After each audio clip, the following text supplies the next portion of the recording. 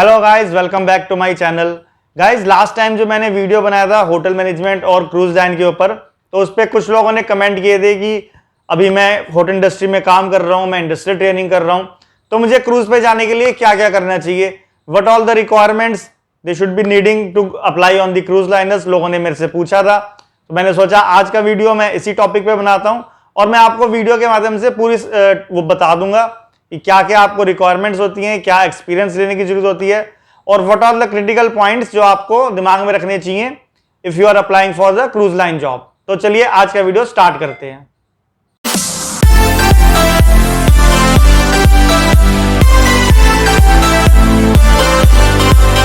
तो guys, video में मैं आपको अपना एक्सपीरियंस शेयर करूंगा। मैं बताऊंगा कि मैंने कैसे क्रूज में अप्लाई किया था, क्या क्या मेरा प्रायर एक्सपीरियंस था और क्या क्या रिक्वायरमेंट्स मुझे लेनी पड़ी थी to work on the cruise line ship.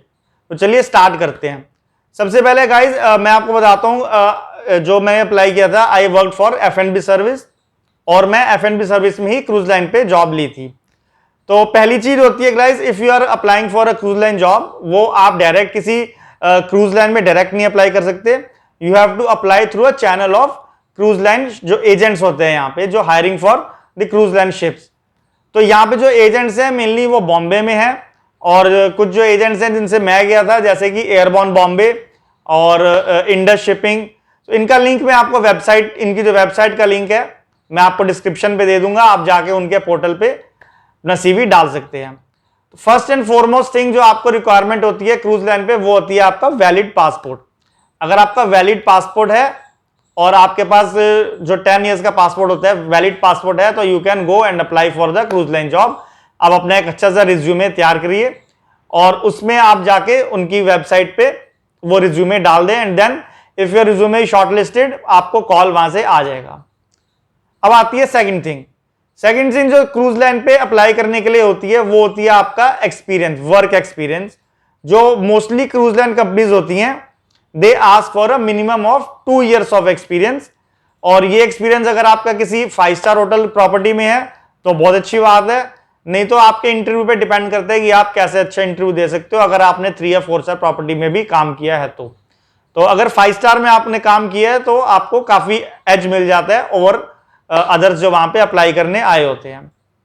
तो गाइज, अब यहाँ पे आप कहोगे कि वो एक्सपीरियंस क्यों मांगते हैं, फ्रेशर्स को हायर क्यों नहीं करते, जैसे कि यहाँ होटल इंडस्ट्री में हायर किया जाता है, तो वहां पे फ्रेशर्स को क्यों नहीं हायर किया जाता। तो यहाँ पे इसलिए मैं बता दूं क्योंकि जो क्रूज लाइन ऑलरेडी क्रूज जो है आपका शिप है, वहां पे ऑलरेडी कोई ना कोई काम कर रहा होता है। तो वहां पे क्रूज तो चल ही रहा है, वो तो 24 मतलब सेलिंग कर रहा है और 12 महीने उसमें कहीं ना कहीं पोर्ट पे लगता ही रहता है। ऐसा नहीं होता कि वहां पे काम रुक गया है। तो वहां पे जो भी स्टाफ काम कर रहा है उसकी रिप्लेसमेंट के लिए यहाँ लैंड से एक बंदा जाता है। मतलब वहां से जैसे ही कोई बंदा डिसएम्बार्क होगा, यहां से वैसे ही एक बंदा जाएगा। तो वहां से ऐसा नहीं है कि जब वहां से कोई बंदा गया है और उनके पास क्रूज लाइन कंपनी के पास टाइम नहीं होता कि आपको पहले ट्रेनिंग दें, आपको पहले समझाएं कि क्या वर्क एनवायरनमेंट होता है, कैसे काम करते हैं। तो इस चीज का टाइम उनके पास नहीं होता है। That is why they require for a trend executive या फिर ट्रेन स्पेशलिस्ट। जो वर्कफोर्स होती है उनको ट्रेंड ही चाहिए होती है। तो गाइज, ये जो एम्बार्केशन और डिसएम्बार्केशन प्रोसेस है, ये क्रूज पे, ये शिप्स पे पूरा चलता रहता है। और क्रूज पे जो आपका गाइज जो जॉब होता है वो कॉन्ट्रैक्ट बेसिस पे होता है। तो मोस्टली जो क्रूज लाइन कंपनीज होती हैं वो 6 मंथ्स या 7 मंथ्स या 8 मंथ्स का कॉन्ट्रैक्ट जो होता है उस पर हायर करती हैं आपको। जैसे कि मैं अगर कोस्टा में था तो कोस्टा का 8 मंथ्स का कॉन्ट्रैक्ट था, प्लस या -1, मतलब 8 महीने से 7 भी हो सकता है, 9 भी हो सकता है। तो आपका कॉन्ट्रैक्ट बेस पे जो हायरिंग होती है या होती है, वो आपके किसी जो उनके जो शिप्स हैं उन पे भी हो सकती है, या कोई नया शिप अगर उनका आ रहा है, कोई नया शिप लॉन्च हो रहा है, तो उसके लिए भी आपको हायर कर सकते हैं। तो ये एम्बार्केशन और डिसएम्बार्केशन उस हिसाब से चलता रहता है और आपकी जॉब कॉन्ट्रैक्ट बेस पे ही होती है। और जैसे ही आप कॉन्ट्रैक्ट खत्म करके घर आते हैं तो आपको वेकेशन होती है 2 to 3 मंथ्स की। उसके बाद दोबारा आपको कॉन्ट्रैक्ट जो है रिन्यू हो जाता है, आपको इंटरव्यू दोबारा नहीं देना पड़ता। इट कीप्स ऑन साइकिलिंग, मतलब आपका एक बार छुट्टी होकर आप आ गए तो अगेन कंपनी आपको कॉल करती है 2 to 3 मंथ्स के बाद और आपका कॉन्ट्रैक्ट फिर से रिन्यू हो जाता है। और गाइस, अगर आप F&B सर्विस में अप्लाई कर रहे हैं क्रूज लाइन में, तो फर्स्ट कॉन्ट्रैक्ट में जो आपको पोजीशन वो ऑफर करे, मतलब मोस्टली जो कंपनीज ऑफर करती हैं वो होती है आपकी असिस्टेंट वेटर की जॉब। तो आपने इंडिया में कहीं भी एक्सपीरियंस ले रखा हो, किसी भी पोजीशन पे काम कर रखा हो, मैनेजर या फिर सुपरवाइजर किसी भी लेवल पे, बट फर्स्ट पोजीशन जो है आपको जो ऑफर होती है क्रूज लाइन में वो असिस्टेंट वेटर की ही होती है। If you are very very lucky, आपके पास बहुत ही साल का अच्छा एक्सपीरियंस है, या आपके पास कोई बाहर का अब्रॉड का भी एक्सपीरियंस है, फॉर एग्जाम्पल गल्फ एक्सपीरियंस हो गया, या फिर आपके पास किसी यूरोपियन कंट्री एक्सपीरियंस है, तो you might get a waiter on that directly, but आपको डायरेक्ट वो वेटर हायर नहीं करते हैं। फर्स्ट कॉन्ट्रैक्ट में आपको they will offer you for a assistant waiter only. तो अब गाइज आता है इसका इंटरव्यू प्रोसेस। तो जैसे ही आप गाइज किसी जो अपनी एजेंसीज हैं यहाँ पे क्रूज लाइन की जो हायर करती हैं, उनमें आप जब सीवी डालते हो, if your CV get shortlisted, तो 2 या 3 मंथ्स के बाद आपको कॉल आता है। तो आपको कॉल आता है तो फर्स्ट इंटरव्यू जो होता है वो आपका एजेंसीज ही लेती हैं, फर्स्ट राउंड ऑफ इंटरव्यू। और वो कहीं भी हो सकता है, जैसे मैं दिल्ली में था तो दिल्ली में यहाँ पे एक नेहरू प्लेस में वहां पे इंटरव्यू लिया था, जो बॉम्बे से एजेंसी आई थी, उन्होंने यहाँ पे first round of interview conduct किया था, जिसमें दिल्ली से काफी लोगों ने जाके अप्लाई किया था जो भी यहाँ होटल इंडस्ट्री में काम कर रहे थे, और सारे नॉर्मली 5 स्टार होटल्स वाले ही थे। तो वहां पे जाकर उन्होंने फर्स्ट राउंड ऑफ इंटरव्यू लिया था, and then they shortlist you की दे विल जनरली आस्क कि आपका क्या एक्सपीरियंस है, what type of cuisines you are aware of, और अगर आपको कॉन्टिनेंटल क्यूजीन में ज्यादा एक्सपीरियंस है तो it will also give you an edge, क्योंकि वहां पे जो मोस्टली जो क्रूज लाइन कंपनीज हैं, क्रूज लाइनर्स हैं, वहां पे जो खाना होता है या F&B सर्विस होती है, फूड एंड बेवरेज की बात करें, तो वो कॉन्टिनेंटल या यूरोपियन स्टाइल ही होती है। तो अगर आपका इंडियन क्यूजीन में एक्सपीरियंस है तो वो आपको ज्यादा हेल्प नहीं कर पाएगा। अगर फर्स्ट राउंड आपका सक्सेसफुली क्लियर हो जाता है, then they will call you for a second round, which is normally in Mumbai only.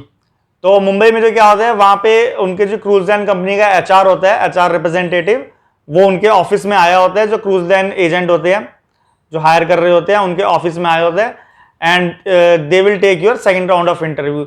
उसमें मोस्टली सिमिलर काइंड ऑफ के क्वेश्चंस पूछे जाते हैं जो आपके एजेंट ने आपसे पूछे थे, पर थोड़ा डिटेल में होते हैं। फॉर एग्जांपल की जैसे मेरे से पूछे गए थे कि आपके रेस्टोरेंट में इटालियन वाइन्स कौन कौन सी हैं, या ब्रेकफास्ट सेटअप कौन कौन सा, क्या आपका ब्रेकफास्ट स्प्रेड है, इटालियन चीज के बारे में, नैपकिन फोल्ड्स।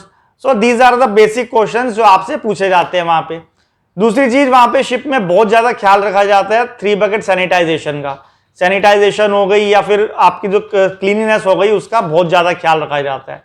तो अगर आपको थोड़ा 3 बकेट सैनिटाइजेशन और ये सब चीजों का नॉलेज है, वो आपसे इस तरह के क्वेश्चंस पूछेंगे, तो आप ये थोड़ा पढ़ के पहले जा सकते हैं, and if you know this thing तो that will be very useful.